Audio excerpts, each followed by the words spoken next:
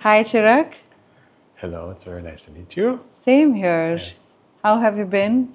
I have been well. Traveling across India. It's a beautiful culture and a beautiful nature as well, and very unique, very ancient in its wisdom. And this is what I like to talk about in more modern terms. Yes. So, you've been promoting your workshop, I believe. Yeah, workshops. We have a big retreat at Pyramid Valley coming up end of January, and then my books, and just generally finding the right audience that is ready to receive and kind of expand their awareness. Okay. So Pyramid Valley at the end of January will be about the end of illusion. And you may be familiar with the term Maya, which is the subjective reality that our mind constructs. The illusion, Yeah, the the great illusion. Maya. Yeah. And it consists of expectations and projections and control and our fears and a lot of this subconscious baggage that we've inherited that we project out, and then it colors the way we see life. And it silently dictates our behavior. Carl Jung said, until we bring consciousness, awareness to the unconscious, it will direct our behavior, and we call it fate.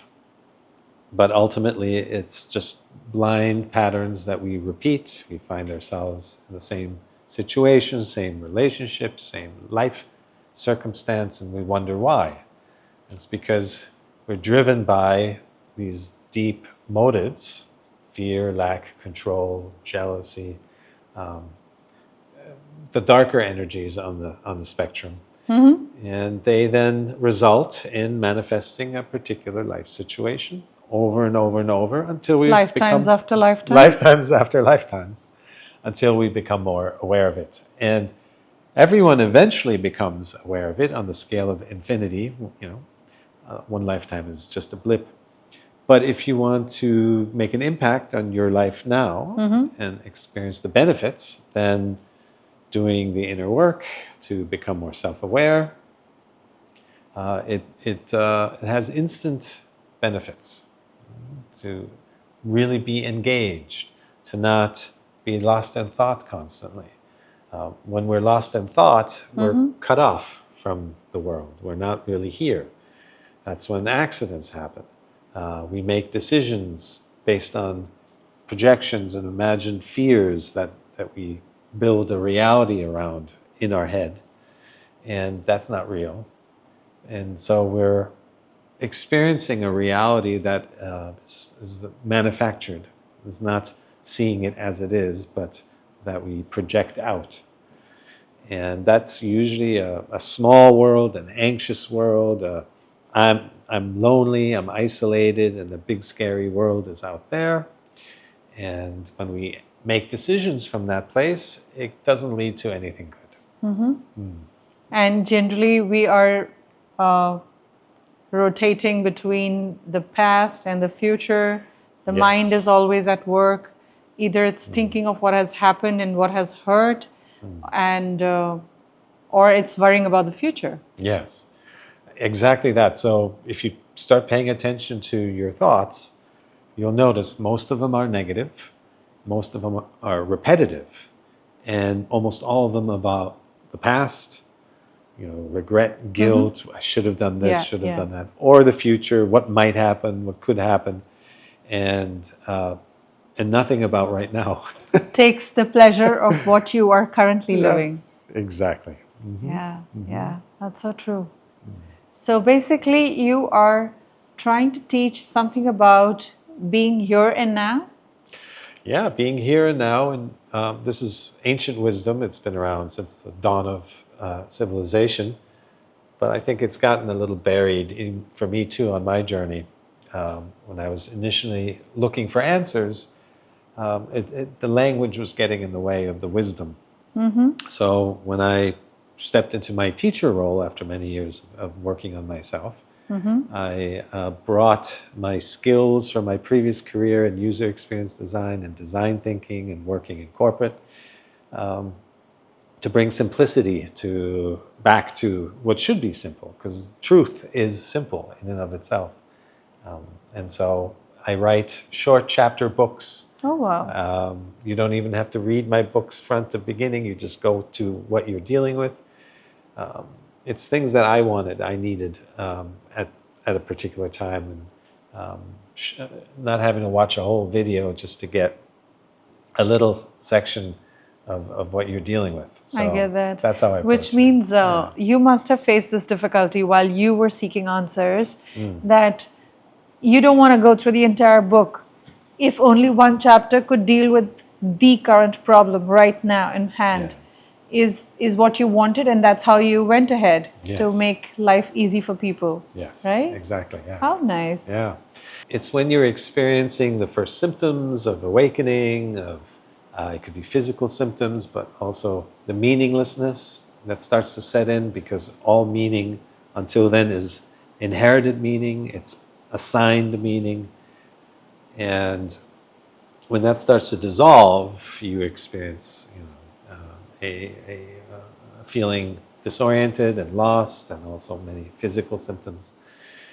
And so when you're in such an acute place, you don't want to read a whole book or listen to a big lecture. You just need a little piece of sanity. Is what I'm experiencing real? Am I losing my mind? Or is there a deeper purpose for it? And so many people I see, even in my circle of friends, who start showing symptoms. You could call it midlife crisis. Now it's happening earlier and earlier with people, third life crisis. And they run to the doctor and they get put on some meds and they go to work the next day, and they just push it down. Of course, it will come back eventually, but it's like dust being pushed under the carpet, not dealing with it right now. Exactly, till it becomes a big pile. And and I guess that's the kind of life everybody in the world is leading. Whether it's India or US, doesn't matter. Everybody is leading that kind of life wherein you're always in a hurry. You don't have time for yourself. You just want to achieve. But what is it that you want to achieve is not very clear. Yeah, no one ever stops to think about why am I chasing and my what happiness? Am I chasing? And this whole outcome-driven life. It's because everyone's doing it, and so we don't learn to pause and reflect until something crashes, and then we kind of get a wake-up call. But that is the topic of many of my lectures and workshops, and my most recent book is to delineate between the mind-identified state. What do we create from there? And again, the mind is fearful of now. It wants to control. It's always looking to protect us. And it has its purpose, but that when we're just in our head, it means we're always looking at what could go wrong, the next threat, what's around the corner. So we can't just live in our head, otherwise we create a world that you see now, full of chaos. That eventually has to collapse. There's a purpose to that as well, because there's a deep learning and a realization and a deepening that's happening through this chaos, and then a return, a collapse to what works, what is truth, with greater awareness, a greater trust, and felt experience behind it. And so we have the mind-identified state, and fear, lack, control, jealousy, extraction. The whole world, when you look out, it's based on extracting value from each other, exploitation. And it's in education, it's in medicine, it's in science, it's in politics, and global politics, and it's in everything, this mind-driven agenda. And you contrast that with what I call God consciousness, which is to be in the connected state, to be in flow, to be in co-creation, to be connected to source and receive answers, as opposed to trying to generate them from these lower frequencies. That world would look very different. It's one that's far less complex. We've regulated what is normal, natural, decent human behavior, trying to regulate that through laws and complexities and systems and agencies. All of that would fall away or simplify. And connecting with each other on a human-to-human level, there's a built-in wisdom and a truth and a felt a reality in that. You could call it conscience, right? It's living by our conscience, no longer being able to go against our conscience and seeing that conscience in each other, treating each other as soul to soul, not adversary or somebody that may take something away from you or competitors. That's all mind stuff. So learning to discern between mind-identified state. It's all the Body identification, mind identification, Yes. and soul. Yes, exactly. Yeah. Okay, Yeah. that's interesting. So, could you begin with telling us how did you get into this to begin with? Like, how were you as a child, and what brought you to spirituality? What was your wake-up call? I would say I had a normal career. I pursued music at first, and I had a recording studio business, and then technology came along, and I had to learn to pivot and got into web design and coding, and ultimately became an expert in user experience design, which was new in the early 2000s. And I combined all the things that I had interest in, the psychology, the product design and service, looking at solving solutions bottom up as opposed to top down, which is very revolutionary at the time for most of humanity. The engineers have driven product design. So I became interested in that, and just understanding the unmet need. It's an approach to economy that's based on human values, curiosity, observation, play, seeing what excites people, and then designing to that. And I was very successful in that, and had a very good life in terms of what you can establish in the physical realm. But something in me wanted to keep growing, and that time came, and it was just the meaning that even I had assigned to the exterior, the outcome, even though I was pursuing things I was passionate about, music and real estate and entrepreneurship,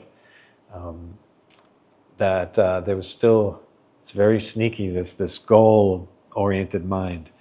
That was still, I was living for some outcome. And beyond that, and there were some early signs that I had, a lot of empathy. I remember being 10, 11, listening to my schoolmates and always wondering, well, what motivates them to say that? What's behind the words? What do they really mean? Not the words themselves, my definition of the words, but where are they coming from? And you could call it empathy at some level, but I didn't realize at that point that was unusual for a little kid to be so connected to what motivates people. And that helps you navigate circumstances and different situations, to be able to walk into a room. I was a consultant for Fortune 500 companies, and on one side, and then the startup scene in Silicon Valley, and being able to move in and out of different environments so fluidly. It was always a skill, and it's tuning into the room, the energy, being solution oriented, not caring about why something failed or who's to blame, but rather how can we fix it? How can we make more of this? How can we see something that is actually pointing to that we didn't expect? So I had that inclination in me, that mindset, but it wasn't until 2015 when all of that came to a rather rapid shift, where I went to the California desert for what I thought would be a week or two to kind of sort out these symptoms that were arising. And then I wound up staying there 6 months and just letting it play out. And I just, as they say, had a complete rebuilding from the ashes of what the world is and what it's about, what our purpose is here, and all that. And so I've been on this path ever since. Cirak, you often say that your work isn't about adding beliefs or practices. Why is that distinction so important today? Well, ultimately, every belief is a limiting belief. And anything we believe in, you can imagine it as everything is possible. The full spectrum of anything is that you can imagine and that you cannot imagine. And then we start to limit this range with one belief over here, another belief over here, sliver of beliefs, and then we construct the reality from this collection of beliefs. And then we try to find ourselves through these few, handful of beliefs, and it doesn't work, and then we get frustrated. The whole thing is, spirituality is more an unlearning. It's a letting go. It's a dissolving our attachments, our expectations, our idea that our life needs to happen a certain way. I always say in the beginning of the journey, we get frustrated that life is getting in the way of what we imagine. And then as we mature spiritually, we realize that we can't imagine our best life. We're just too small. We're just so limited in our what we know. What we know, knowledge, is just the past. And how are you going to create your best future from what you know? You can't. It's not even logical. Many of these things are not really spiritual. They're just illogical, but you have to pay attention to them. And once you notice, that doesn't make sense. It starts to dissolve a knot or something that you're stuck about. I have a whole collection of these. I call them thought balloons that you just balloons. Yeah, you put your attention, your awareness on it, and they pop. And because you realize, oh my gosh, my favorite one is, can you predict the future? No one ever in any workshop has ever held their hand up to say they can. Well, then why do we keep living as if we can? It's this whole outcome orientedness that we set ourselves a goal. We think that's what's going to make you happy, and life has to happen for you to get there. This is all future prediction, future traveling. And then when it doesn't happen, we get upset. Sure. And we keep repeating this one of the most basic patterns of trying to control life. And then when it doesn't work, we think we're the problem, that we need to plan better or work harder or get another degree or whatever it may be. And we're missing the whole point, is that life is too vast and it's too beautiful to want to be controlled, and to instead be a participant in the unfolding. Show up and see what's there and then respond. That's what it's all about. So if somebody is working in a corporate and is living in the present moment, here and now, what is it that he or she should be doing? So we talked about this earlier before we came on, how after a while there's no longer a need to have a separate meditation practice, because you're like going to the gym. Okay, it's good in the beginning. You got to work your way up. Start with small weights, and then you build up some muscle. But you don't leave the gym and leave the muscles at the door. You take them out into life. So same thing with meditation. Once you've established a strong enough awareness muscle, you take that into life and you apply it, and you use life as a continuous opportunity to apply and strengthen and learn and keep growing. And it's no longer a separate kind of meditation practice, mindfulness practice. And then you can really dissolve and lose that label of spirituality and meditation. Mindfulness it's just words anyway. It's a way of life. How do you engage? How well do you connect with what's in front of you? That's what spirituality really is. And the better we do that, the more present we are, then that leads us down the path of our truth, of what resonates. We live from the body, of what feels right, no longer from mental negotiation and constant thought identification. And that life trajectory is very different than the one that's trying to will your way forward. Very well said. Yeah. But specifically the person working in corporate is I always say there's no need to, I hear many people, they come to me and they say, I want to change my job. I don't feel like I belong there anymore. I want to leave a relationship. I want to move to a new city. And I always say, hold on. Because Let- I think that happens to everybody who starts being Yes. mindful. Yes. Because then they just lose interest all of a sudden, either from the job or from the city or from the relationship. Yeah. And you want to run away from those things because they now trigger you. Yeah. And or you see, initially you have some level of awareness that this might not be a good match, but the way you respond to that is through reaction. It's like pushing it away. And I always say, hold on, let's learn to do what you're already doing more mindfully, with more intention and attention, and then you can see whether or not you actually need to switch jobs or move somewhere and make more drastic change. But learn to do what you're already doing more mindfully, and that's not just a job, that's every element of every day. Why be in a disconnected state ever? Be connected when you're pouring your coffee. Smell the aroma, feel the mug, the warmth. When you're picking out a dress, is your mind with the to-do list, or is it connected to how do I feel today? How do I want to present myself? Stay connected the whole way through. That connection, there's an energy, the source energy that comes through that connected state that makes everything come to life. And so it doesn't matter if you're doing the littlest things or the biggest achievements. It's the connection is what matters. Very beautiful. So I want to know, while you were in your corporate life, how did you get to this awareness? Yes, you mentioned that this happened to you in the 20 of 15, but when was the time and what was the instance that pulled you towards it? Yeah. When we reflect, we can see many, many little steps, but there was one, I'm glad you brought that up. It was a long time ago, 20 years ago, so where I had taken on so much work as a consultant.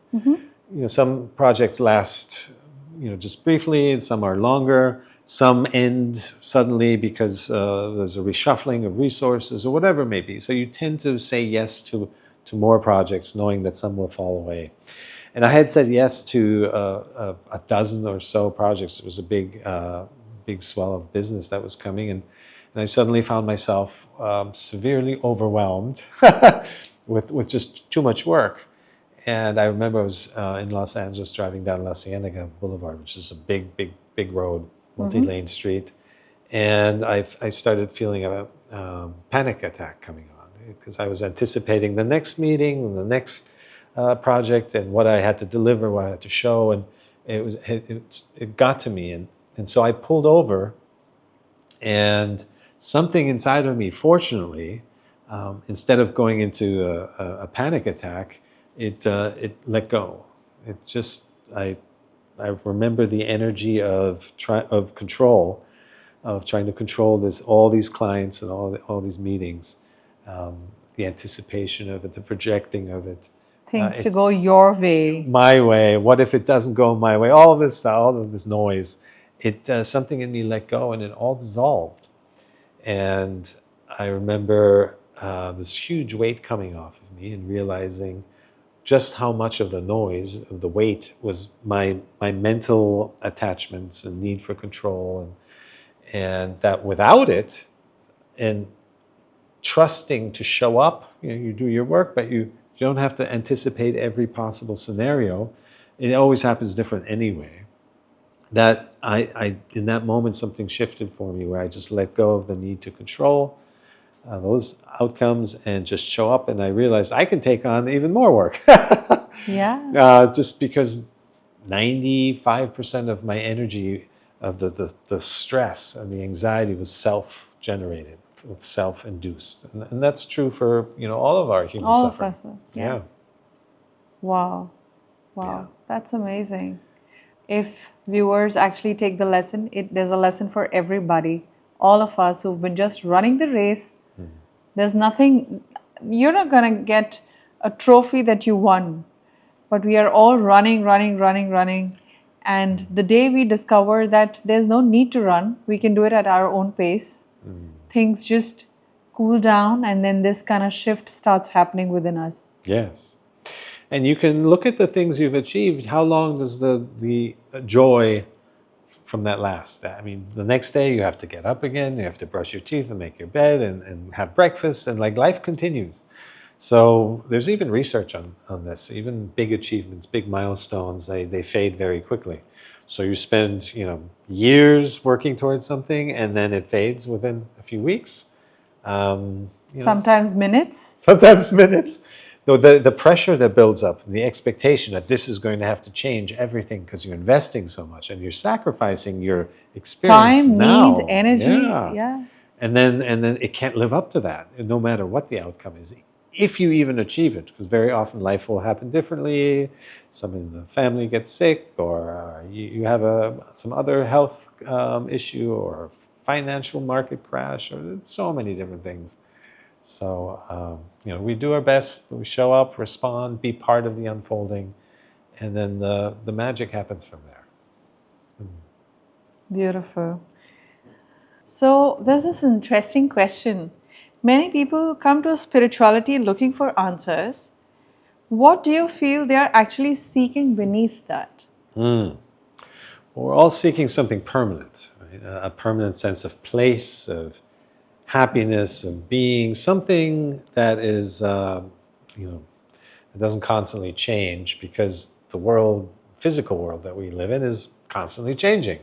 So what do we hold on to? And when initially everyone starts out this way, try to hold on to the world and try to keep it still, keep it from moving, we'll be disappointed, because it's going to bring, the winds of change will come in and blow away whatever circumstance you've created. And then you feel like if your happiness and your stability is dependent on that you'll get disappointed. But ultimately, deeper down, what we're really headed towards is returning back to home, back to source. Back to our spirit state, and with greater wisdom and with greater awareness of having experienced contrast of Earth School. So the chasing outcomes and the pursuit of ideas it's a phase. It's necessary, because that's what then ultimately catapults us out of that. Some doctrines reject the physical world, and you should deny the material and all that. And that doesn't resonate with me. It's like you find yourself through it, engage with it, realize that it's impermanent. And then through that realization, you go deeper, and you start to turn from the outward to the inward. And you realize what you see out there, it's just a reflection of what's in here. Anyway, this world inside is so much bigger. And then and that's kind of the natural, I call this the middle road. Most people travel on the middle road. They manifest from their blind behaviors, from the subconscious. We create situations, and then we learn. Sometimes it has to repeat until we learn, but it does. And those who have gone through the cycle enough times, they might come in with what you may call good karma, or just an old soul perspective, where you don't have to go through these patterns so many times anymore. You recognize it much more quickly. You can see in Jesus or the Buddha how they still had to go through crazy stuff, but they learned quickly. And so they were old souls, and that's really the only difference. We're all here, we're going through the same learning experiment. And how soon can we recognize that we're students, life is the teacher. What we're experiencing is always a mirror of who we are at every moment, in every detail. And learning to use that reflection as, what do I need to work on next in me? Wherever you feel triggered, that's where it's pointing to, life pointing to where you need to work on. And it's actually a beautiful design that way. It's meant to bring you out of your stuckness, out of your blindness. Life doesn't want us to be small and anxious and confused and lonely and chasing. It wants us to come out of all that. So it keeps pointing to the things where the blind behaviors, the limiting beliefs are stuck, until we become aware of it, do the work to release it, and then we can grow out of that. Remove those onion layers. And most people talk about enlightenment. I believe the journey towards enlightenment, where you are mindful, aware every minute, and then you fall, and then you come back again, and then you practice and practice and practice. I guess that journey is more important than the enlightenment itself. Yeah, in fact, my first book is BU, The Journey of Self-Realization, which is different than the typical word is used to self-realization, as if it's some endpoint. So even there, it's like a little outcome, the big outcome. And so that little adjustment, the journey of self-realization, every moment of the way, you're learning more about yourself, and you're becoming more self-realized and more enlightened. And so you don't get to the point of enlightenment by wanting to be there. You get there by wanting to be here, by accepting yourself, by where you are, who you are, learning, understanding why you are the way you are, not wanting to run away from that, not wanting to escape it, not rejecting it, denying it, but in complete full acceptance.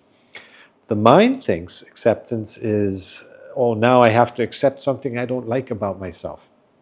But that's just the way the mind thinks. True acceptance is accepting how you feel about something. This is how I feel about where I am right now. The moment you do that, you unblock that, you move beyond it. As long as we resist something, we stay stuck. There's a saying, what you resist persists. But as soon as we accept it, we actually move forward, and it frees us up to take action, to make changes in our life.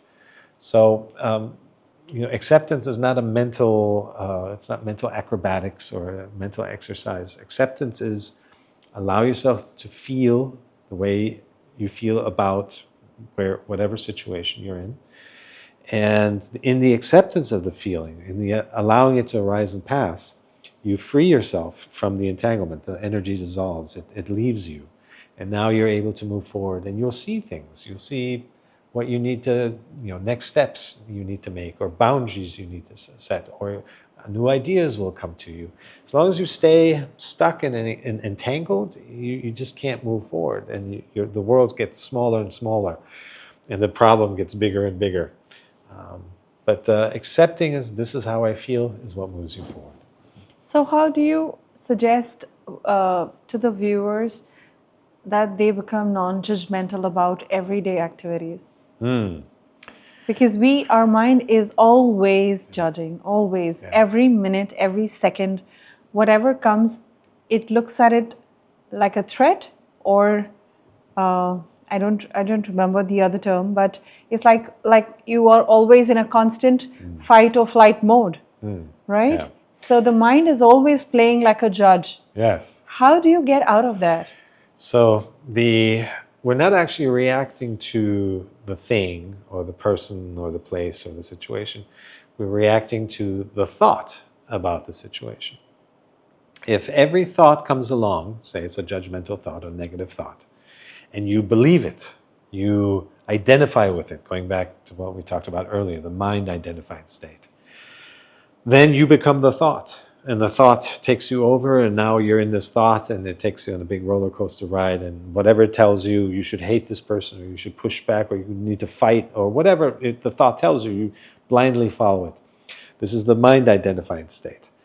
The awareness, the God consciousness state, is to see the thought, to be able to witness it, to not be a slave to each thought that comes along, but to say, this is a negative thought, it doesn't benefit me, I'm going to let that one pass. There comes a beneficial thought, an inspiring thought. This one I will give my attention to. So you start living from awareness, not from mind identification. And then thoughts no longer have power over you. You choose which ones to engage with. And you're now living more and more from awareness. That is the place of ultimate peace, ultimate freedom. It's a co-creative place. You are not your thoughts. You are not your feelings. You are the awareness of your thoughts and feelings. So practice living more and more from the awareness, and then your environment no longer dictates how you feel. So next time we meet the same person who we never liked in life, we have to just believe that this was the mind taking control over us, and we have to just, people are different, and that's about it. Yes. No more thought to be given to that disliking Yeah. state of mind. Yes, and if that was easy, everyone could do that. Of course, it is not easy, but Yeah. then paying attention to the dislike that you feel towards a person or a situation or a place Yeah, or a thing or a food that's or it. anything. There, I mean, the list is endless. I have a specific example. I had already done a lot of work and come out of a lot of reactivity to the thoughts.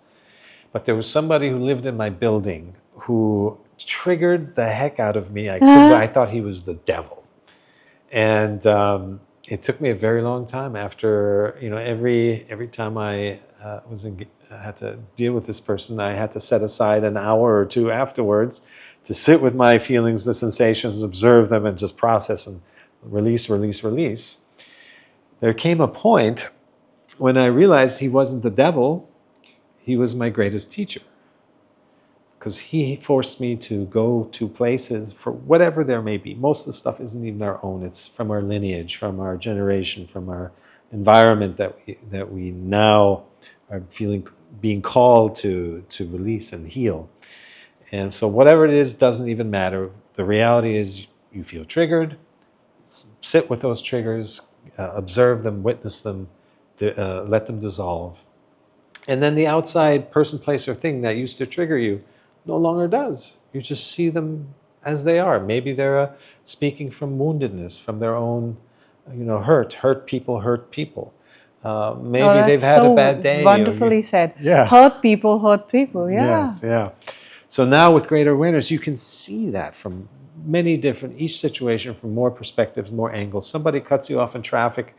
Maybe they, something bad, they got some bad news, or they weren't paying attention for some other reason. But it's no longer, why did they do that to me? And how dare they be on the road? And all of this, the stories of the self that we react from. You speak of awareness as a lived experience rather than a concept. How can a listener begin to sense that difference? That's a great question. It's specifically for me, my insights don't come from following anyone or studying any one particular doctrine or one particular teacher. I've had many teachers. I absorbed from everywhere. And most importantly, exposing ourselves to information, that's kind of the first step. Understanding it intellectually is important. You have to get it. But then to feel it, to integrate it into the body, that's true wisdom. So until we feel the truth, our truth, then it's not fully in your flesh yet. It has to literally sink into your bones to be real. And that's truth that resonates, that is felt. Resonance is a felt experience. It's not a mental knowing. And this is why when you look at the world and you say, well, all of this wisdom has been around for thousands of years. Why aren't there more enlightened people on the planet? It's because every single person has to walk the walk and walk their own path for them to really feel it. If you have children, you can tell them all your life's experiences. Doesn't matter. They have to make their own. There'll be one such situation, one such instance, that'll be their wake-up call. So it's each one's journey that everybody wakes up to. Yes. And it'll be in just the right time and just the right way for them to wake up. And you could never impose that on anyone else. True. So the best you can do is shine your light, be a presence, see things through their soul's contract of what they're seeking to experience here. And not from putting yourself on them. This is how we pass on our baggage, is like looking at their life through our own lens, our own needs, but rather look at it through their needs. And I always say, when somebody comes to you, if you can recognize the experience they're seeking to have, tune into the experience that they're seeking to have. They're coming to you. They need to express themselves, or they need to vent, or they're looking for affirmation, validation, or they just want to hang out, they want to be, whatever it may be, tune into that, see that, and then you can support that. Then you can hold space for that. And that will heal them and will solve whatever entanglements and stuckness might be there, as opposed to having your own agenda and trying to make this into what you want it to be. But for that, you have to have done the work on yourself so that you're not seeing it through your own lens, but you're able to see it from awareness, not from mind, but from God consciousness. So creating environments that support whatever station somebody is at is so important. When we first become more aware, one of the big frustrations is, why doesn't everybody else see it? Why, you want to slap them. Yeah, like it's so obvious. But even though just moments ago, not too long ago, you yourself were like them, and we forget so quickly. But to hold space for the station, this is the concept of impermanence, anicca, of understanding there's a process, there's an evolution. We had our own, everyone has their own, everyone is doing the best they can. That's universal law. If they knew to do it better, they would. If they knew to do it differently, they would. But they're doing it the way they know to do it. Work with that as best as possible, support that, set necessary boundaries if it impedes on your own space. But we're here to support, we're here to bring the light of our awareness into the world. And that means not wanting somebody to be different. That means not wanting to change them, but actually supporting them in who they are right now. That's the place from which they then change. You can try this on your own family, is to no longer want them to be different, because that's the root of most of our suffering with other people. Is we want them to be like us, actually. We want them to be validating who we are and our decisions. And when we come out of that and just let them be, everything changes for the better. It did in my family. Wow. Superb. So basically, mind is like an alternating current, is what he's trying to say. So how do you manage this kind of a state? Well, it would seem like the mind identification is what pulls you back down. And then becoming aware of, oh, I'm in my head again about this, I'm controlling about it. Coming out of the thought, that when we drift into thoughts all day long, there's a moment when we realize, oh, I was just gone. So in that moment, we become aware of the thought again, and no longer owns us. So same thing there, when you feel yourself being overwhelmed, and this is what contains the clue to the whole mystery, is recognizing the symptoms. Our body is full of wisdom, and it's telling us when we feel drained, when we feel blocked, when we feel like we're forcing, when we start feeling anxious. All of these are mind identification symptoms. And when you can notice them, the sooner you notice them, it'll lift you back out of it. So even though you kind of sunk down there because of, it's so easy to get attached to, oh, the deadline is coming, and you see a coworker who's not performing, or a team member who's not showing up, whatever it is, and we get pulled down. It just happens. It's okay. But as soon as you notice that, you come back out, and then you'll come back to this level. Yeah. So again, I think it brings to the same answer. Awareness is the key. The moment you come to the awareness that this is what is happening to me, you're out of it. Yes, exactly. Right? And there are some simple reminders that I like to put out there. One is to walk through life with this attitude of, let's see what happens next. Some situation happened, and you may not like it, it may be unpleasant, it may not be according to your plan or your expectations, but just give it a little space by saying, let's see what happens next. I'm going to wait to see what this means. That's enough breathing room to get you to the next moment, to not stay stuck here and turn it into a big, amplified drama. But like, okay, it's not great, this doesn't look like it's happening according to plan, but I'm going to wait before I apply judgment here. I'm going to wait to see what it means. And if you keep doing that, there comes a point when you're no longer expecting the outcome to when you finally know what it means, because that day will never arrive, actually. It's just staying in that state of, let's see what this means, let's see what this means. And then you're just in the flow and things are happening and the present moment takes over and you're no longer attached to the idea of, I need to know what this means. This idea that we can know anything is a total illusion to begin with. Everyone here can look back on their life and something they thought was a big celebration or a beneficial event can later turn out to be a curse or a limiting situation, or you feel stuck. You got a job on paper, looked great, and now you have the title, and 6 months later you hate your life. Yeah. Or there was something that was a tragedy in your life, and then you realize, oh my gosh, this deepened you. This had to happen. This was the best thing that could happen to you, and it made you who you are.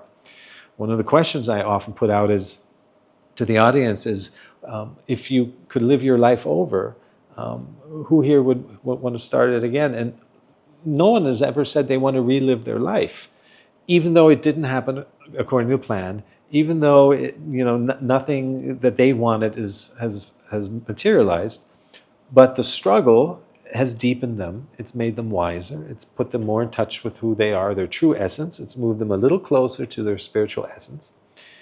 And that's, They don't want to go back to that. They don't want to go foolish back. self. Yeah, the not knowing anything surface self. No matter how hard your life has been, you don't want to go back there. Sometimes when you're just deep in a fresh current happening traumatic situation, it's hard to process this kind of. But as soon as you come out of it, you realize the purpose of it.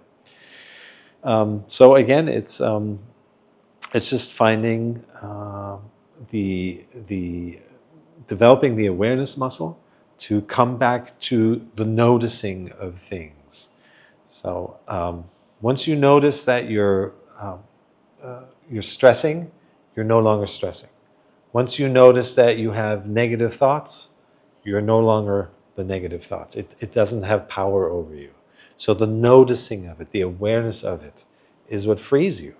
Isn't this also detaching yourself from your ego? Yes. Because it's the ego that takes everything to heart. Yeah. If I may, it's a very commonly used term, taking to heart. So ego is the one that takes everything to heart. Yeah. And then it detaches you from the self. Yeah. Because then you're detached with the world. You cannot feel the oneness of the entire existence of you and me being the same spark of the God consciousness. Yes. What detaches you and me is the ego that I possess and you possess. So when we come to our the realization of the self, the ego loses the power over the self, right? Yeah. That's exactly what you were trying to say? Yes. I've steered clear of the word ego in my teachings because it's easily, which is what I did too, it's easily interpreted as something inside of you that you reject. And it again goes counter to the idea that full acceptance, full self-acceptance is what moves us forward. And if there's this, the self that I reject, we actually fuel it. We stay stuck in it. And so I think that's just a natural evolution of both psychology, because it's a psychology term, is to, I refer to the self or the stories that we create, the mind-identified state. And again, that allows us to accept it. You can absolutely say, I'm going to accept my ego. I find that with people I've worked with, it's a little harder because it has such a stigma or such a power in the word itself. But self-acceptance, you don't quiet a busy mind by wanting it to be quiet. You quiet a busy mind by accepting that it's busy. So accepting that you've plummeted into, a trough, a valley with your project flow, that brings you back up. The acceptance of it, the noticing that you're having negative thoughts, no longer brings you out of the negativity. It's just this. It's a paradox to the mind, but by allowing everything to be, it dissolves it. It diffuses it from having any say and impact on you.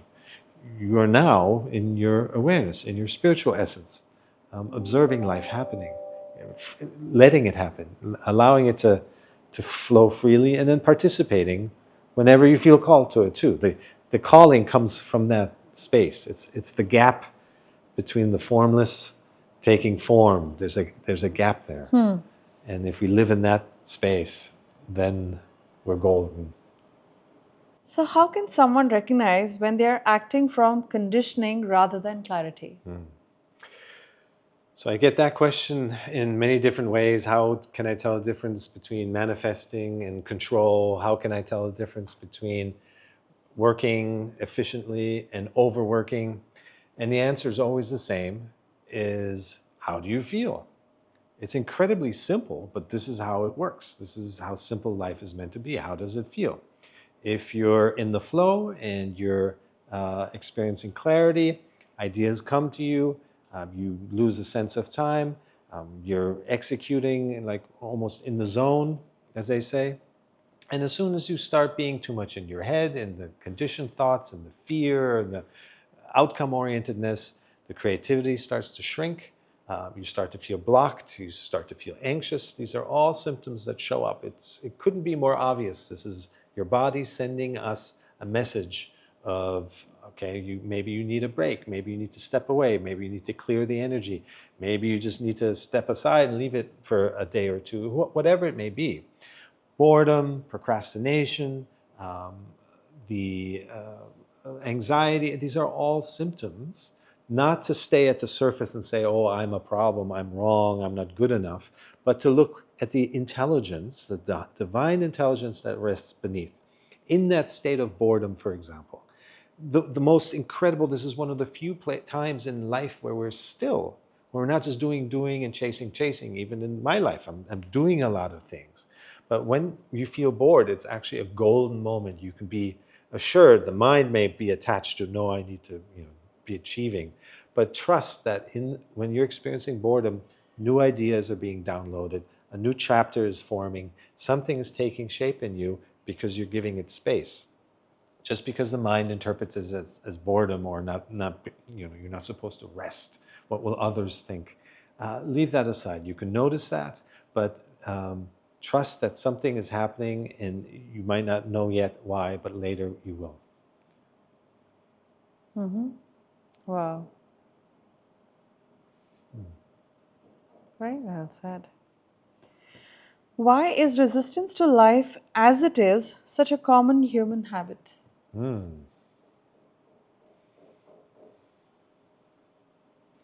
there's the surface resistance to making a plan, as we're all told we should make a plan and then pursue it and achieve life, win at life, that there's scarcity in the world and we have to fight for our pie, a slice of the pie. And so these are all mind-made concepts and conditioned beliefs.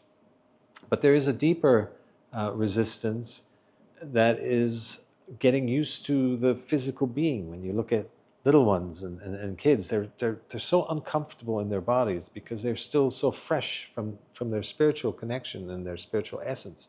And now they feel limited. There's a resistance built into just being human that is so uncomfortable. And it's when you become more aware, more conscious, you realize how limiting it is to be in form. That's the spiritual component of resistance. But primarily, when it comes to the day-to-day, it's just that we are raised and educated and kept in the mind-identified state. The mind wants to keep us safe. It's looking for what's wrong. It's always jumping to the next moment. It can't be here, or it's pulling in from the past.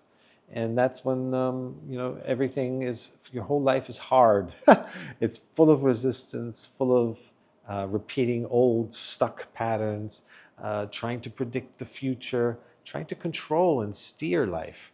And that's the most fundamental day-to-day resistance that we face. And this is where I recommend starting with little acts of acceptance. Don't try to accept everything. Another feature of the mind is it likes to jump to the big conclusion. It likes to take big steps. But that's not how we change. Is start with little things, achievable goals, as I call them. Set yourself a goal. This is what self-efficacy is about. Set yourself a goal that you know 100% you can achieve. Instead of saying, I'm going to the gym every day this month, if that feels like a lot, if again, tune into the feeling like, oh, this is going to be pushing me out of, can I really do this? No, set a goal that you know 100% you can achieve. Maybe it's just Thrice a month to begin three with. times a month. Yeah, absolutely. Or once a week, whatever it is, what feels right. Achieve that, and you set a new baseline for yourself. You have now honored the contract that you set. Before, every day, once a day, every month, you're just going to fail and break the contract with yourself over and over and over. How does that make you feel? Not good. You can't build confidence from that. That's confidence that you bring into your work, into your relationships, that you emanate that energy of how well you trust yourself, how well you know yourself. Build a baseline on what you can achieve, and then okay, from there I can do more, and from there I can do more. And then before you know it, there's a momentum that takes hold, a positive momentum from the winning feeling, right? And you start to get on a roll, and life will support that. Winning with your own self. Yes, exactly. Yes, yeah. Because there's somebody inside which makes us lose all the time. Yes, exactly. Exactly. Yes. So many of us feel the need to control life to feel safe. What happens when that grip begins to loosen? Yes. The ultimate experience of that is called dark night of the soul, where all meaning has dropped away, and you're in this free fall because you have nothing else to cling to. And so I experienced that. Many experience that. For some, it's sudden, like it was for myself, over a short period of time. For most people, it's over an extended period of time. You kind of dip your toe in it, and you realize, oh my gosh, no more meaning. I can't handle this, and then you kind of pull yourself out of it and lose yourself again in busyness. But over time, it will happen, and you start to connect to the meaning, not in the things, not in the achievements, not in the outcomes, but rather in the beingness of things, in the sheer existence of this moment as it is. If you tune in really closely, and this is where stillness comes in, I know we have a question about stillness, stillness is not the absence of something, of sound Or activity. or activity. It's actually the presence of consciousness. It's the underlying foundation that everything emanates from. It arises out of stillness, out of consciousness, and then dissolves again into it. So when we stop being so busy, we can feel that stillness. We can tune into the consciousness. It's an energy. Even right now, if we just are still for a few seconds, 10 seconds,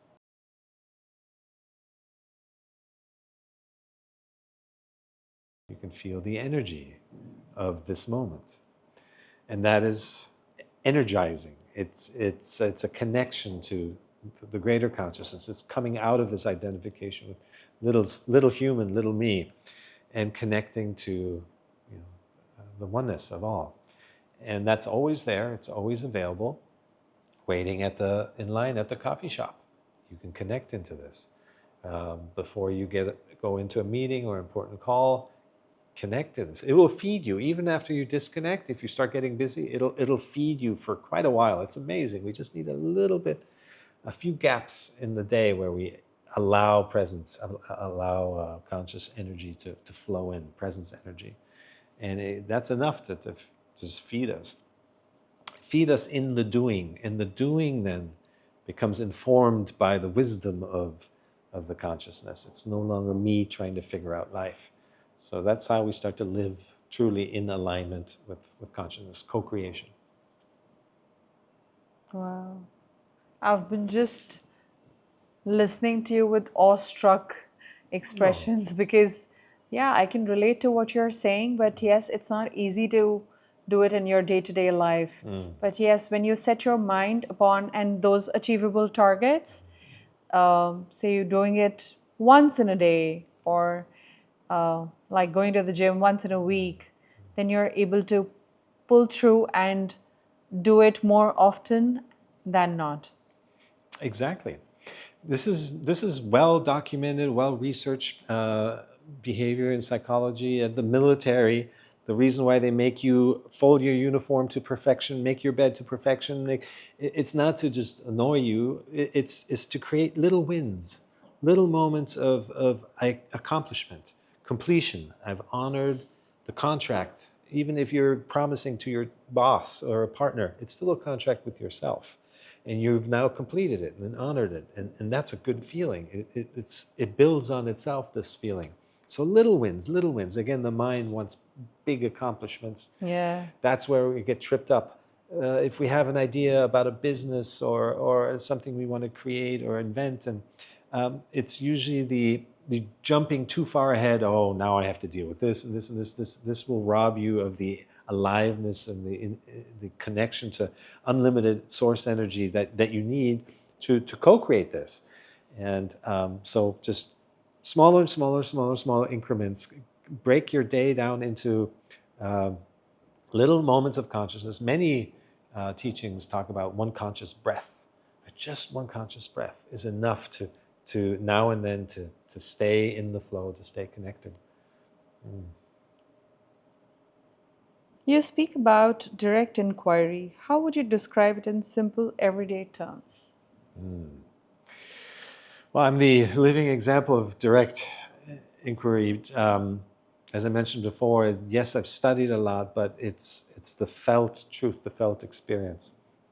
To put this in more practical terms, especially as an entrepreneur, you will learn this very early on, that it's okay to have a plan. It's okay to set yourself a goal, but it's more for the purpose just to start, just to get going. You need to stay open. You need to stay flexible, be able to pivot, see opportunities that you couldn't have predicted. This is co-creation, is to start something, but then be open to insights that come along the way. If you just insist, I want it this way, my plan says this many steps, and I'm going to only go for that, you'll miss you'll miss the journey, which is the juicy part. And what you create came from continuous control and insistence and resistance. Nothing good can come from that. Nothing good can come from that if you're building a company. Nothing good can come from that in your relationship at home, with others, with family, and with yourself. If you're always in resistance, anything you achieve that just is willed, that you have just forced it, it will be devoid of life, of aliveness. So you have to stay connected. You have to stay in a flow state to then enjoy the results of it as well, for as long as they may last. And when they fade, you allow that too, and then you're ready for the next manifestation to take place. I always say our biggest problem when we're really in a connected flow state, our biggest problem should be too much inspiration, too many ideas, too much, I'm still human, I have to sleep and eat and I have to go to my job. It's like I can't execute every beautiful download that comes from. That's a good problem to have. But that should be our biggest problem if we stay connected. And then from there, we can actually pick the best ideas. We can have a conversation, again, with awareness. We say, all right, I have too much on my plate right now. Go to the next person. There's no sense of scarcity in that. There's a knowing, a deep felt knowing that ideas will always come. And what arrives right now is because you're the perfect antenna, the way you're tuned, and you can choose to engage with that. If not, the next person might be better.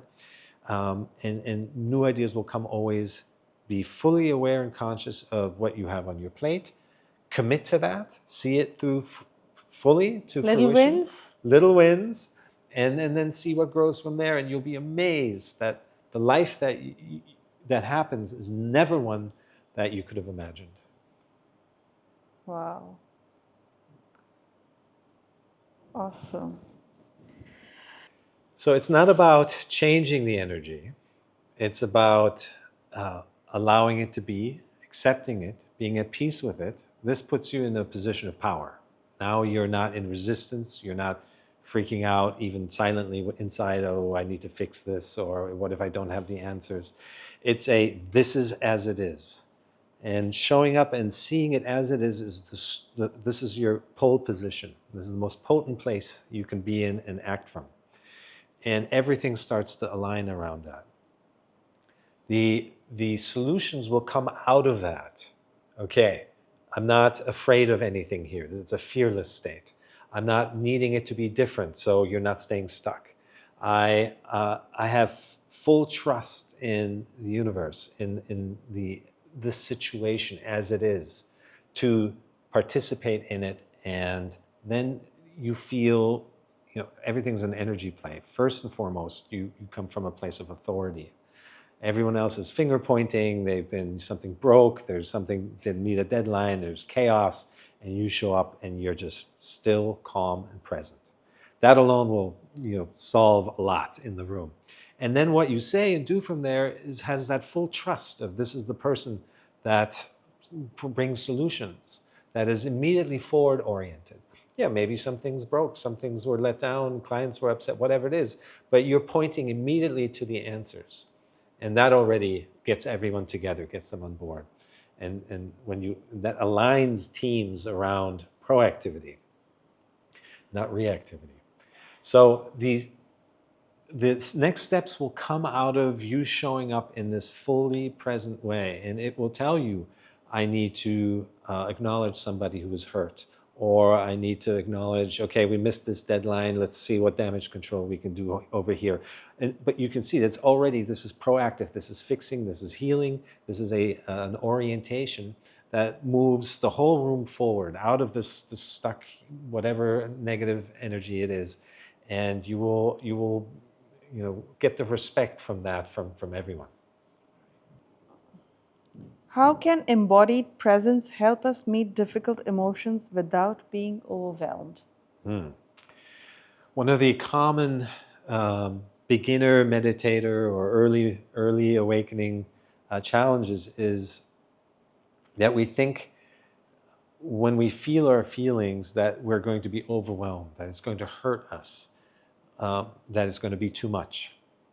What we haven't yet discovered, this was a game changer when I discovered it. It took me a long time to understand that my feelings, let's call them sensations, physical body sensations, and my reaction to my sensations are two separate things. Initially, I was probably like everyone, I just think I'm experiencing life. I'm feeling things. And what are feelings? I didn't even know. Maybe they're in just bubbles, thought feeling bubbles, energy bubbles. Who knows? What are feelings?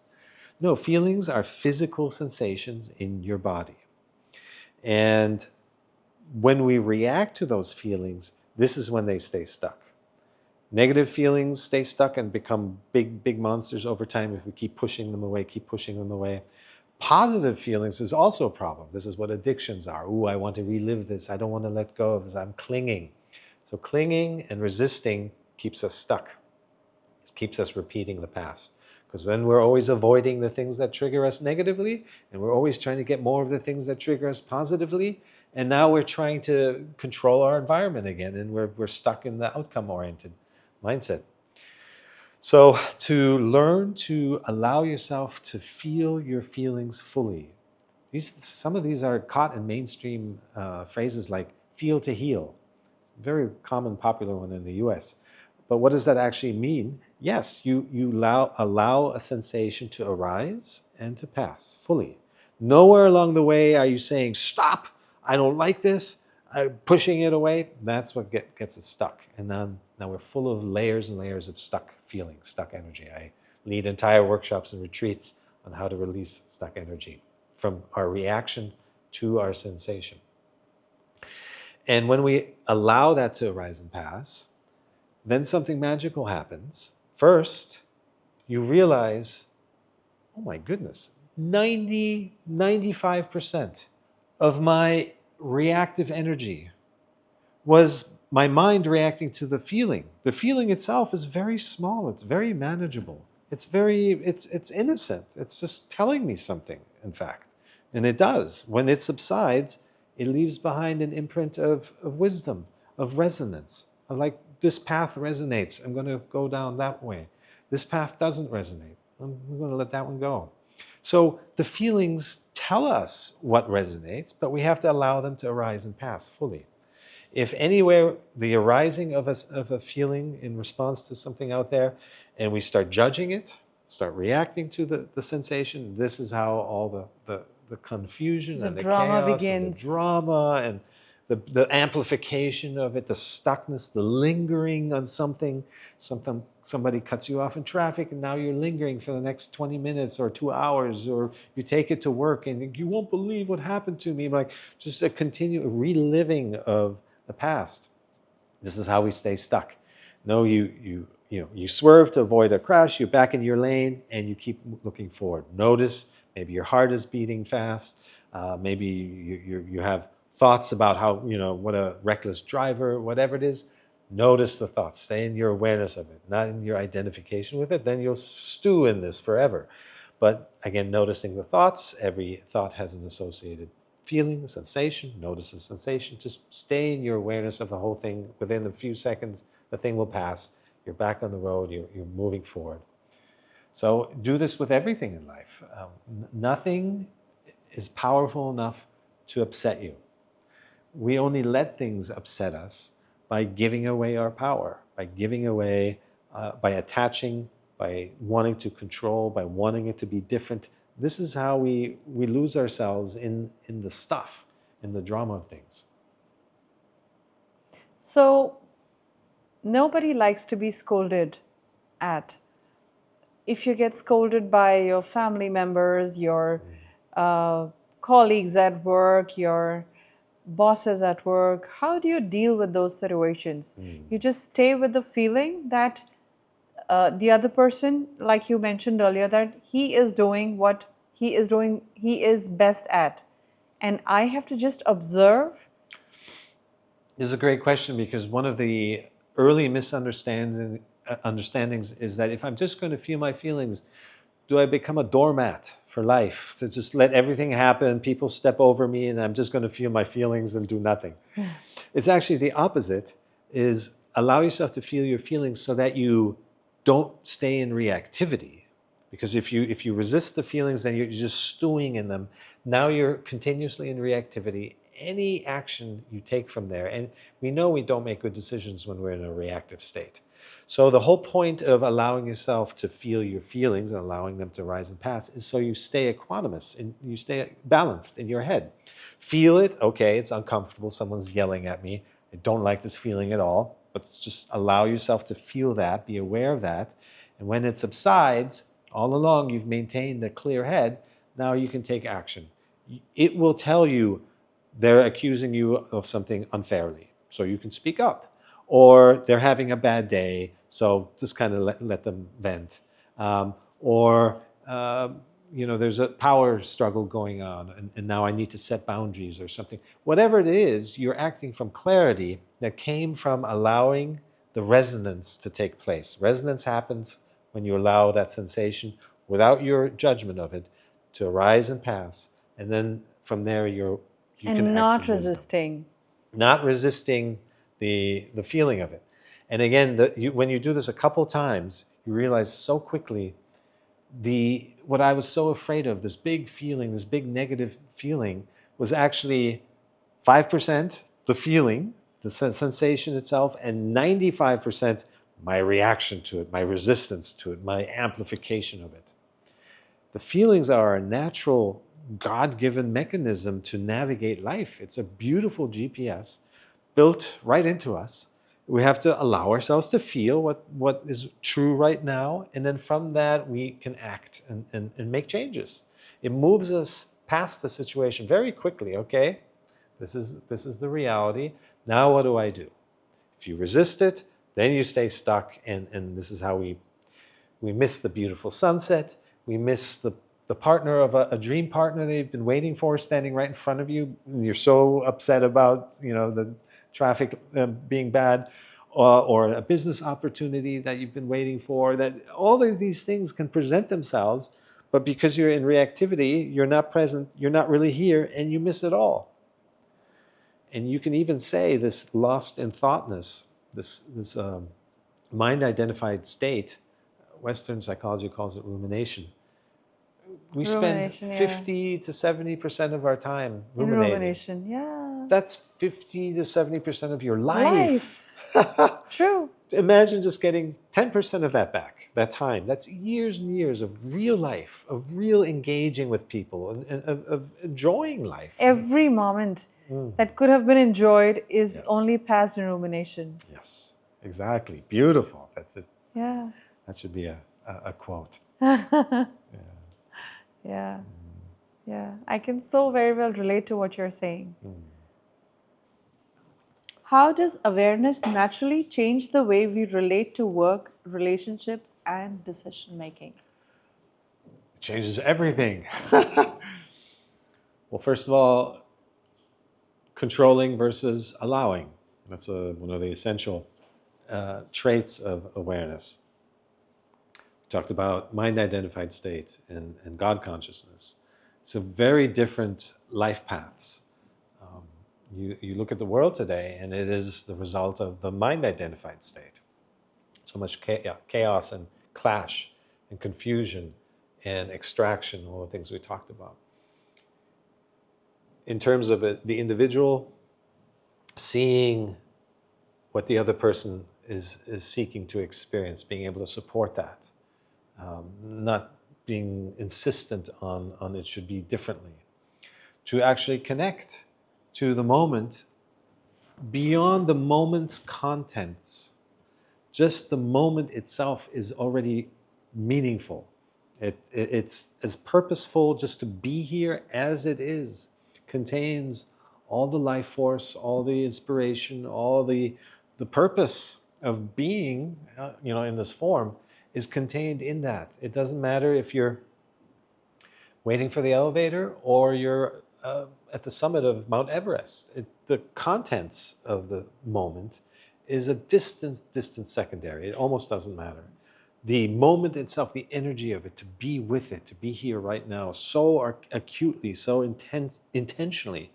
There's no fear, there's complete trust, there's no space to interpret or project or need it to be differently, no space in that presence to drag in baggage from the past. All this mental stuff of lack and fear and control, it can't exist when you're here right now, feeling what you're feeling. And the life that unfolds from there it doesn't matter what unfolds, but it will be amazing because it has to be, because life loves to create. That's God's love, is the passion for creation. It's in 53 trillion cells in our body. They have instructions from somewhere to create us, me, you, everyone here. It's incredible. And to be aware of that miracle, to live in a state of connection with that miracle. And a constant creation. Constant creation. It doesn't even matter what the result is. And this is, you look at nature, 999 out of 1,000 turtles don't make it to the water. It doesn't matter. There's so much life bubbling like a geyser. And we can be part of this bubbling of energy. And if it's a short life or long life, it doesn't matter. It's a fulfilled life if it's lived in connection. Wonderful. I guess I'm going to speak about your book after I finish these two questions. Yes. Because we spoke of journaling, and that's a very, very important part.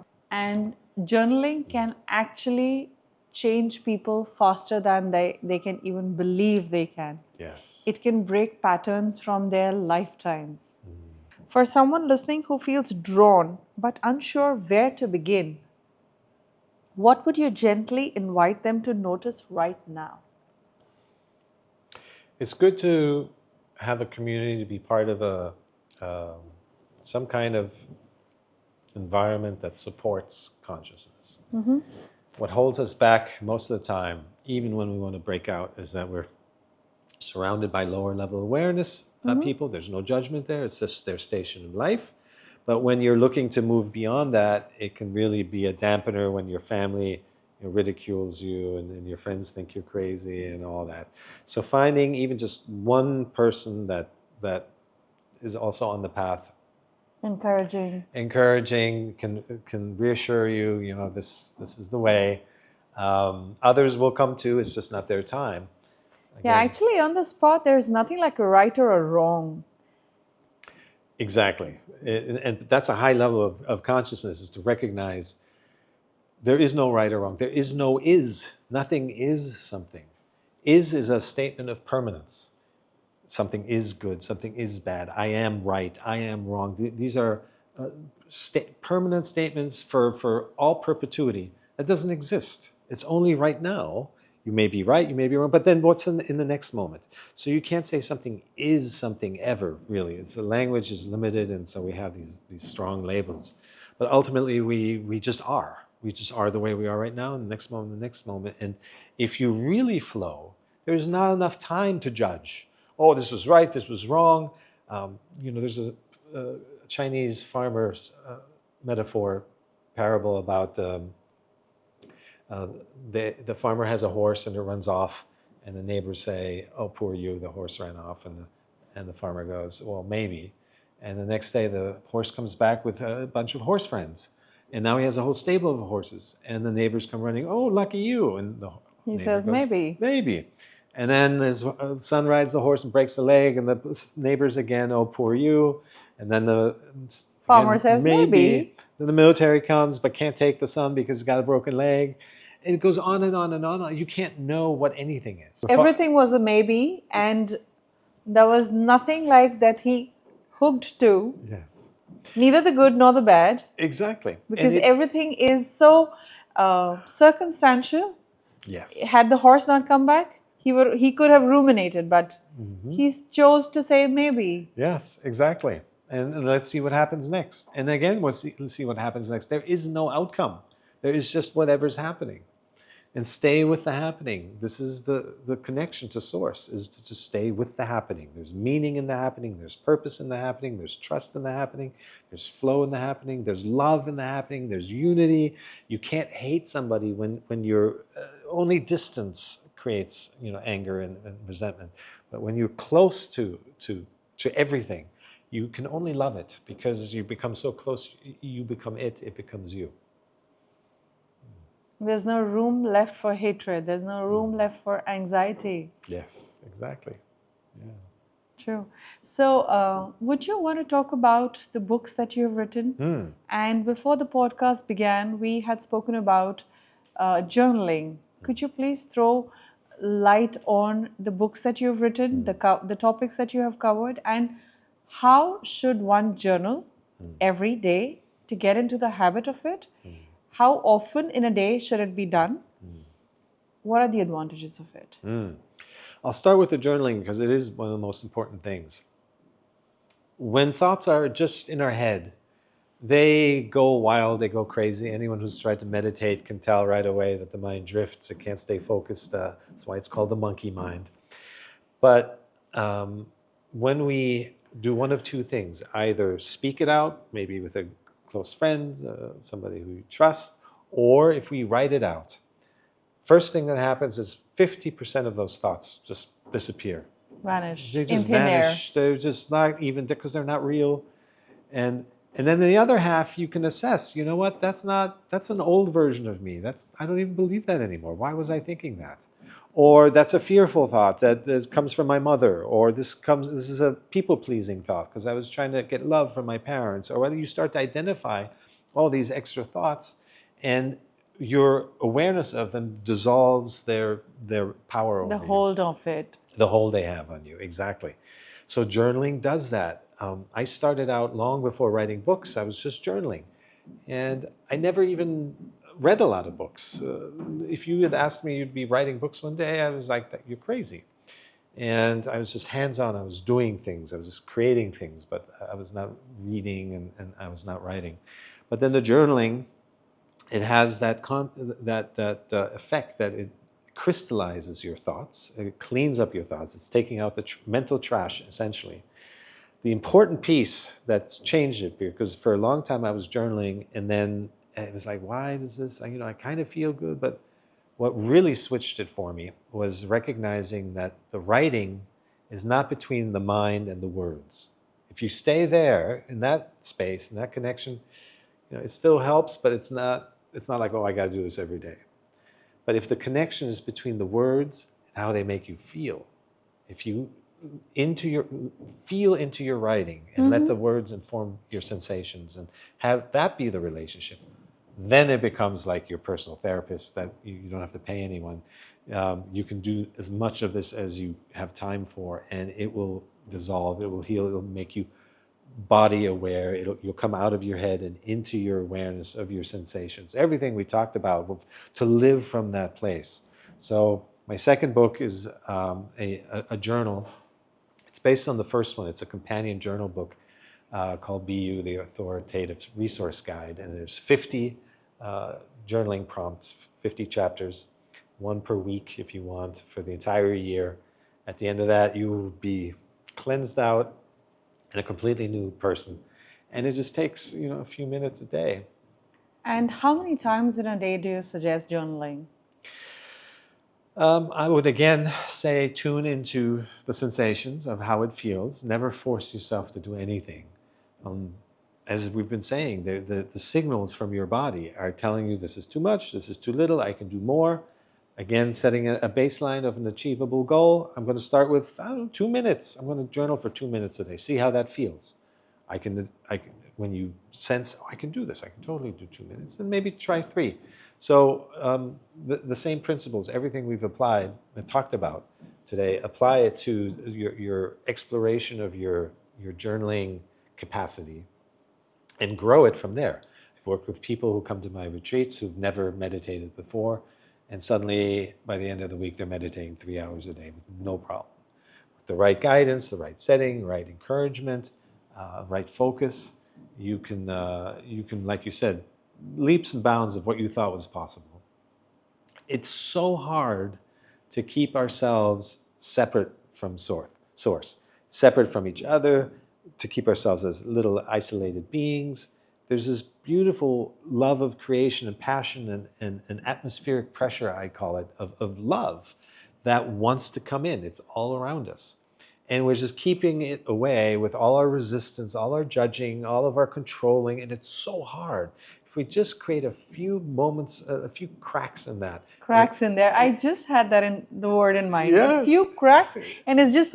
It comes rushing like in. Sunlight. Yeah, exactly. And the cracks widen. And so it's actually much harder to live in the mind-identified state, in the controlling state, and thinking you have to make things happen state. It's so much easier to surrender, to accept, to allow, and to very quickly you will feel the grace of that take over. And it doesn't take very long.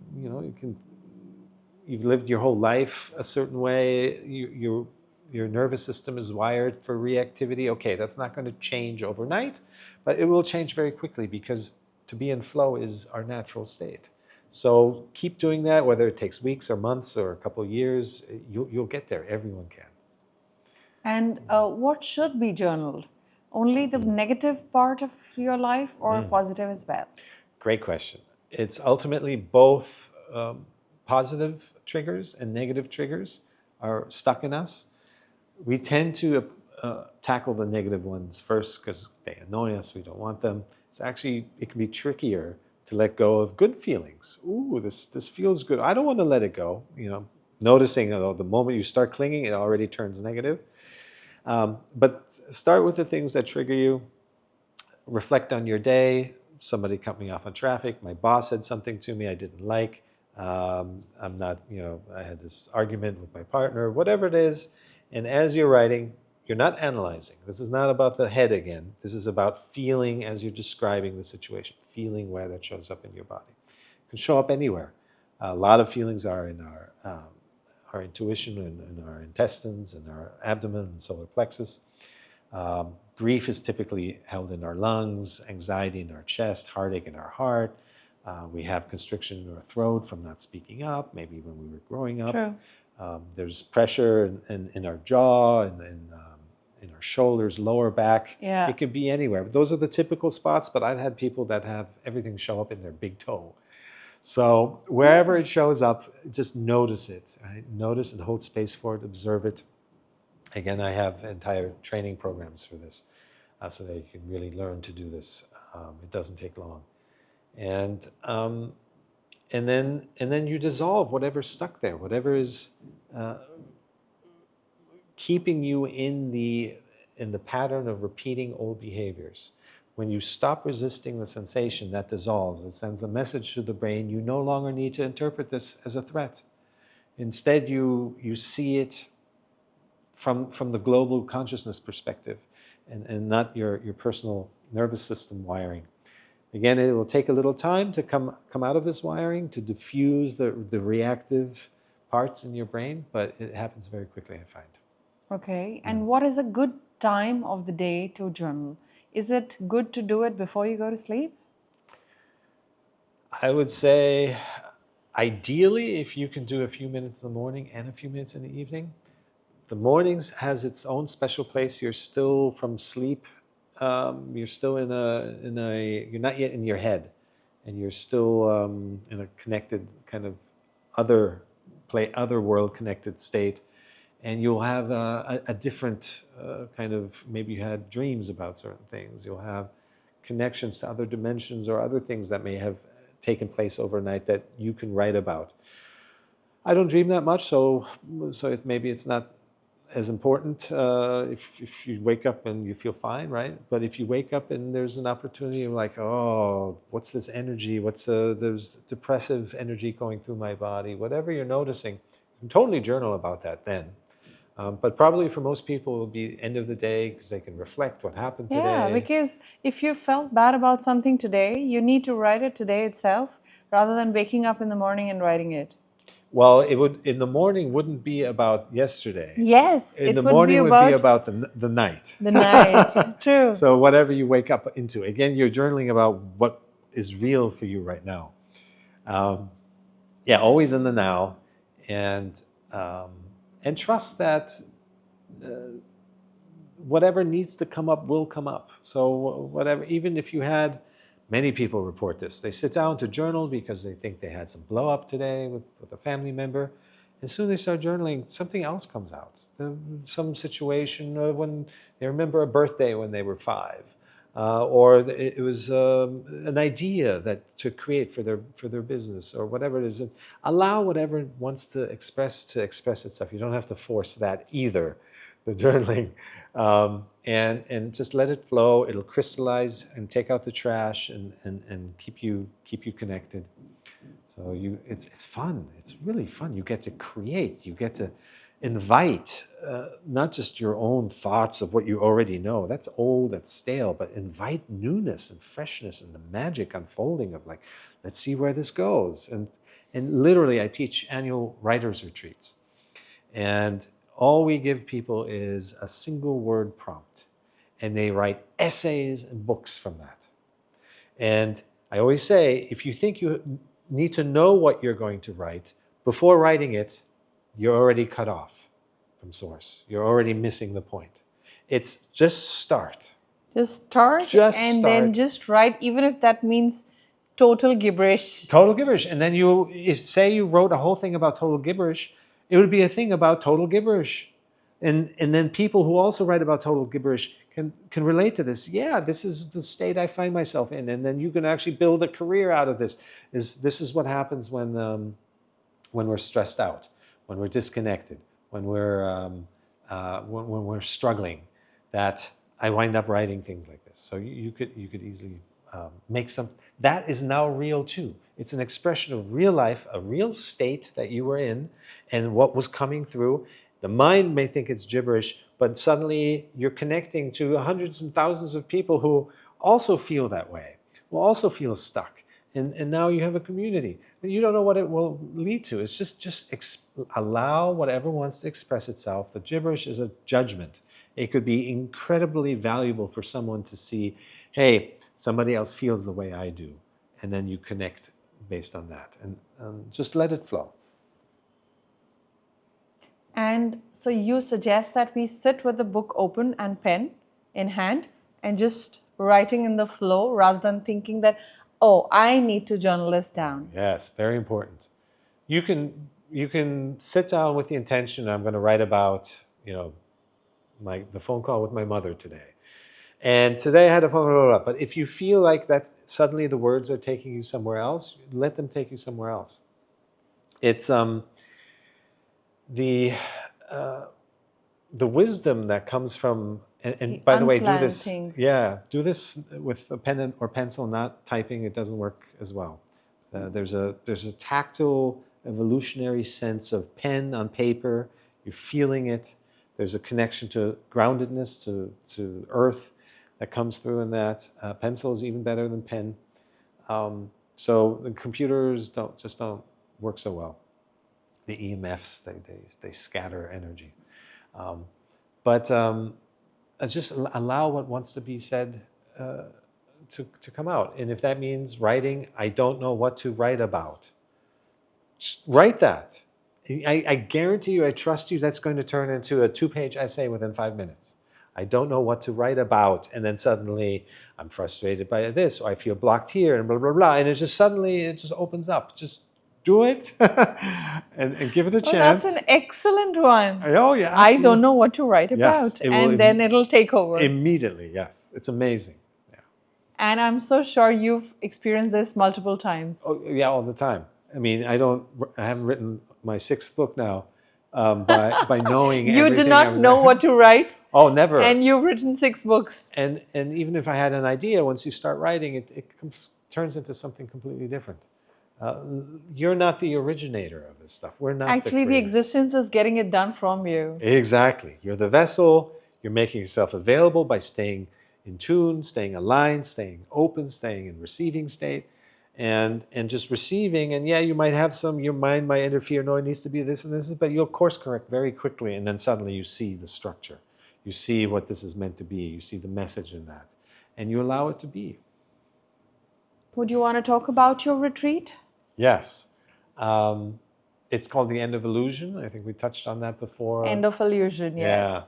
Yeah. And, there's a whole world, a whole life that awaits us when we drop our attachments and conditions, conditioned thinking, conditioned actions in our relationships, in our jobs, and what we create. If we need it to be something, if we need the outcome to represent something to make us happy, or this or that, we're just setting ourselves up for disappointment.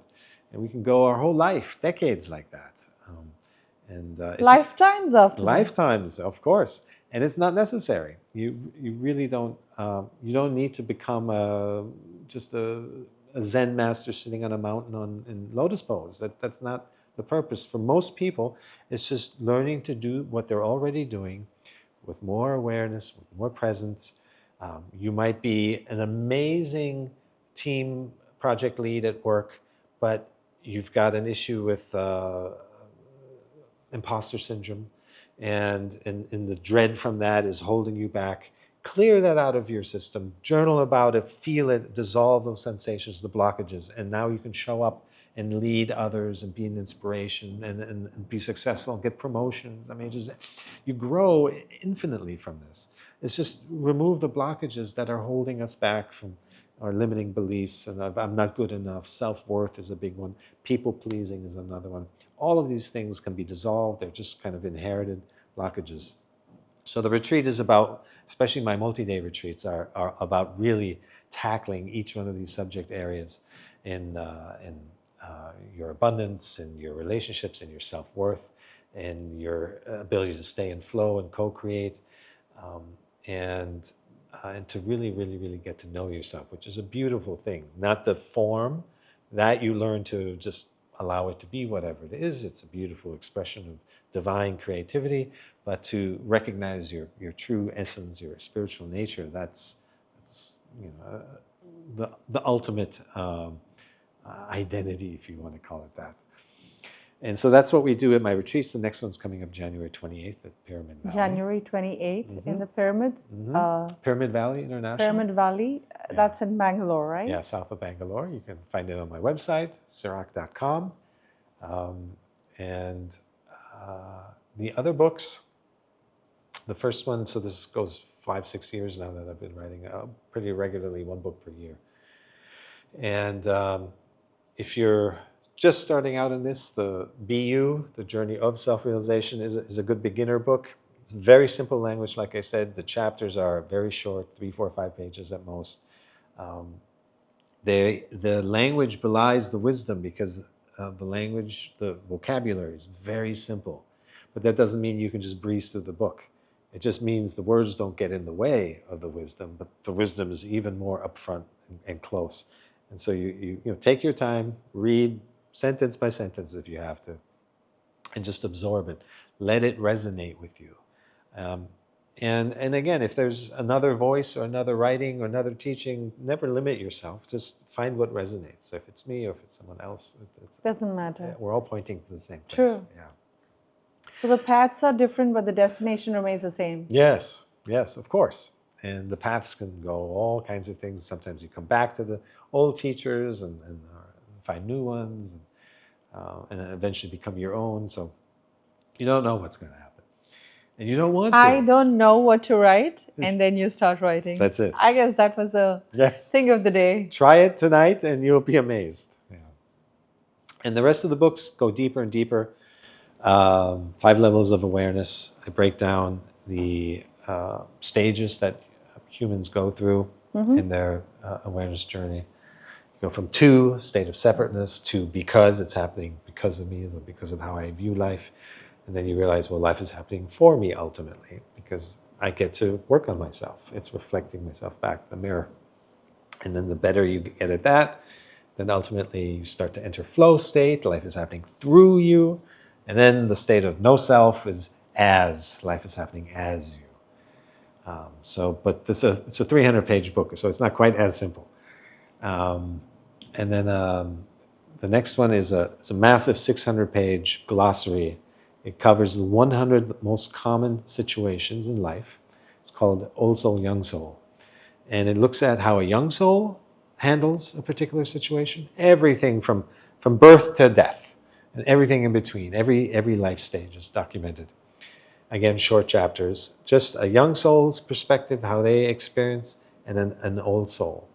And that is to create the contrast, to reflect on your own life. Is like, where can I see the deeper meaning behind when life is happening, which is typically an older soul perspective. So that's a big one, and that's a glossary, and you can just keep that around. Just jump into whatever you're dealing with, a breakup or financial decision or retirement, empty nest, anything you can think of. Then fifth book is God is a Conservative, How Divine Order Restores Itself, which is a global perspective on how consciousness tests its own limits. It expands, and then it collapses again, retaining what worked into truth. And so there's a natural, you see younger generations come along, they say, let's throw out the old and just start new, but then they mature, and then they eventually return, and they return with the wisdom of having expanded too far. So globally that happens as well as individually. Right now we have a collective expansion into a state of almost inversion, where light is dark and dark is light. Ultimately what this leads to, so the message is one of hope, is that this era will collapse back into truth with much more awareness and much more real lived experience than previously. And then that kind of settles again, and then we'll have other expansion cycles in the future. And then the next one I'm working on currently, it's called Free Your Mind. It's not out yet, it'll come out in 2026. And it's the subtitle is Breaking the Spell of Everyday Beliefs.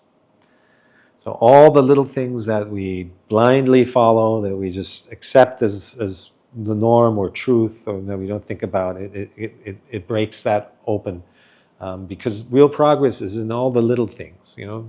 Some of these big concepts are interesting to talk about, and it's interesting to debate, or to stretch one's awareness out into other dimensions, but the rubber meets the road in the day to day. So how can we pay more attention to what is actually happening, and that begins with just kind of bringing awareness to all the little things that we take for granted. So, when you look back at these books, do you feel that they happened through you or you did it? Yeah, in the beginning, I would say the books wrote themselves through me. The moment I would start laboring over a sentence too long, the moment it was me, the human trying to write, the flow would stop. It would get bogged down. And certainly while writing, I have moments. People that sit around me, they often remark on this later, where I'll sit back and I'll be like, wow, this just came through me. I'm reading it for the first time as well. So that Although is your hands have written, yeah, even though my hands. But you would feel that, oh, this is something and like an alien thing to you yourself. So it was like the universe dictating you? It's my voice that gives it shape. My sense of humor, my style of writing, my history, my background of the human. Of course, that's giving it a very unique shape. This is another thing. We don't need to be afraid of anyone stealing our ideas. The idea that can come to 100 different people, 100 different interpretations of it. Everyone has their own voice, their own fingerprint, their own history that they will bring to it, and it will express it in different ways. Just like we're expressing, ancient wisdom, and it's been around, but it's just in new ways. That's and like you said earlier, that it's not necessary that you have to resonate with what I say. You could resonate with another writer. Absolutely. And then go find them, and don't stick with them if it no longer resonates. Also, don't throw the baby. There's a saying: throw the baby out with the bathwater. Just because they might say, 20% of what they're saying doesn't resonate, doesn't mean you should invalidate the other 80% either. They're also human, they're also evolving, they're also growing. Take what resonates and don't discard everything because a few things they say don't. The author or the teacher may not have evolved enough, may not have as much clarity there. You may not have as much clarity. It's a work in progress, everything. We're living and breathing and evolving. So just stick with what resonates. Let that guide you. Wow. Yes. So we come to an end of the podcast. Cirak, it was such a nice feeling to be talking to you, because the energy that you brought, the belief system that you spoke about, I could completely resonate with. And it was super fun. It was very, very nice. I would want to know, what was it like with you? Yes, thank you, Auntie. It's the same experience. It's almost not important what we say. It's the energy, it's the flow, it's allowing something to create, and then again it fades, like the Buddha boards where you wash away something you created, or the tide comes in and sweeps your sandcastle away, or your drawing. And then we keep flowing, we keep moving. So that is more important than necessarily what was said. Of course, some things will stick and you keep thinking about them, but keep flowing. Wow, beautiful. Thank you for coming for the podcast. Thank you. Thank you so much. Thank you. Thank you.